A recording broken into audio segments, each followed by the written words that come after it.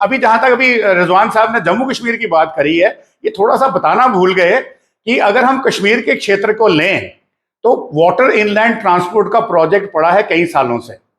जहां तक बिजली की जनरेशन का सवाल है, जम्मू कश्मीर में हमारी जो काबिलियत है 80 लाख मेगावाट्स की काबिलियत है, और हम उसका 20% भी जनरेट नहीं कर पाए फॉर लास्ट 80 ईयर्स। अब क्या हुआ है, हमारे काबिल दोस्त को शायद दो ही नाम पता थे, बगलीहार और सलाल। इनको मैं और सुनाता हूं। शुरू होता है सलाल से, फिर बीच में सावलाकोट भी आता है जो शुरू हो चुका है। बगलीहार रेडी है, धूल हस्ती रेडी है, धूल पक्कल नियर कंप्लीशन है, कवार कीरू और सवार ऑलमोस्ट नियर कंप्लीशन है, और नई टनल जो जोड़ती है चिनाब को उसके साथ वो है। इन्होंने बोला कि उस वक्त क्या बाइंग पीस फॉर प्रॉस्पेरिटी अंग्रेजी बोली, वो स्टेटमेंट्स हमें भी पता है, पार्लियामेंट में बोली हुई स्टेटमेंट्स हैं।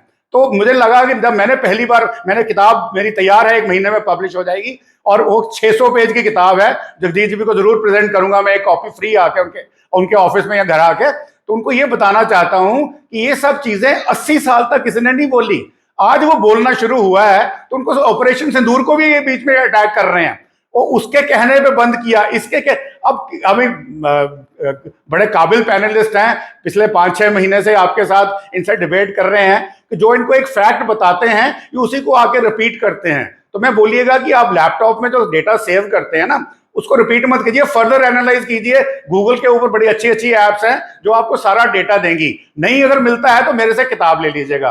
तो यहां तक इनकी बात है, इतना है। दूसरा बात यह है कि आज अगर ख्वाजा आसिफ को बोलने की जरूरत पड़ रही है तो ये बात 1948 में हुई थी। तो उसके बाद हमारे प्रधानमंत्री ने उनको 9 साल की नेगोशिएशन है, ये कोई 1 या 2 दिन की बात नहीं कि गलती हो गई। 9 years of negotiation and then you give 80% of water. 3-3 नदियां नहीं है ये नदियां 3-3 बराबर नहीं बांटी हैं। ये वाटर कितने क्यूसेक है वो देखना है हमको। चलो आपके पास काबिलियत नहीं थी, पर आपने किया क्या? और उन्होंने आपके ऊपर जो टेररिज्म शुरू किया, कम से कम 65 वॉर में तो आपका उन्होंने जो ऑपरेशन जिब्राल्टर किया था वो एक टेररिज्म ही था जो सक्सेसफुल नहीं हुआ।